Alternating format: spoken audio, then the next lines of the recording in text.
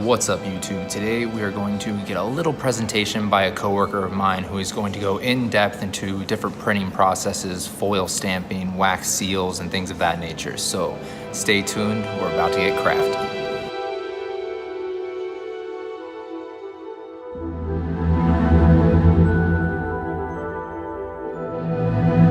Today we're playing with paper. For those of you who don't know me, my name is Nick Kidd. Last year, I married this girl. I don't know how I pulled that off, but I did a pretty good job. But before we can get married, I had to plan out wedding invites. I was very stingy about this. I wanted to do my own wedding invites. I wanted to do them myself, print them myself. This was the end result. In the process, I fell in love with stationery. So I did it again and again and again. And in the end, Crystal and I fell in love with the whole process, and we decided to start our own business called Encanto Enchanted Paper. And I am now the head paper wizard of said company. And I know what you're wondering, did I start a company just so I can call myself a wizard? Yes, I did. So I'm gonna kind of go over three major things today: foil stamping, custom envelope liners, and wax stamps. Foil stamping is a beautiful thing you can add to your stationery, but it's not just reserved to greeting cards and invites and things like that. You can kind of elevate anything that you want to do with this. It's very easy to do. You don't need expensive products to do it. So we're gonna get started. So right here I have, it's basically a laminator. It's just thermal laminator. This is a very fancy one for foil specifically. You don't need to spend that kind of money on it. You can just go to Target and get a laminator. It'll do the same thing. And all you need is a laser printer. The way it works is the laser printer will print toner onto this, and when the toner gets hot, it gets sticky. So we get some foil transfer sheets, place them on top of our ink, and place it through here.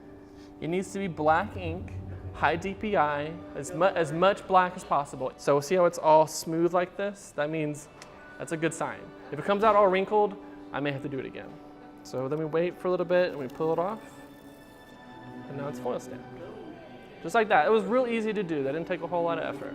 So next we're gonna do some envelopes. So I hope after this nobody sends out a blank envelope ever, because this is so easy to do and it's such a great way to plus up your envelopes. So all you need is just a paper, any paper. It can be wrapping paper, wallpaper. You got your envelopes here, which I get mine from Paper Source because they have pretty good quality. You can get them from Hobby Lobby or anywhere. You trace it out. You're gonna cut out your paper so it should look like this when it's done. Then we're gonna place it in here in our envelope. You're gonna fold it over so it stays in place. And just get your glue stick. Now this is like a wrinkle-free glue stick. Don't use like those school glue sticks because then they like bleed through. I was in Target for hours trying to find the right glue sticks. I'm gonna just tell you, I got yelled at by my wife for getting the wrong glue sticks. So, and then we're done. And just like that, we've kind of elevated a normal envelope. So wax stamps are really fun, very high end.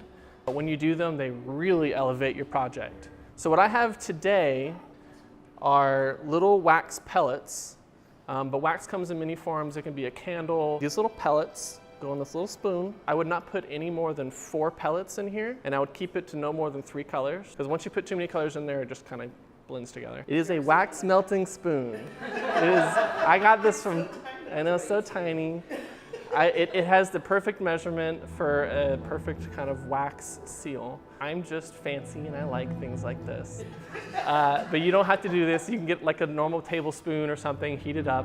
So all you're gonna do is just, you hold it over, and this takes about 3 to 4 minutes. You're just holding it over and melting your wax. I'm not gonna do it because it takes a while. And then you're just gonna pour it over top of it. And it's best if you do it in kind of like a swirl pattern, so that way it kind of all blends together. And I've got some stamps, and you're just gonna press it down on top of it and let it sit for a few minutes until it's hard, and then you just take it right off. Thanks for tuning into this workshop. If you wanna see more awesome stuff that we make, go to encanto.ink.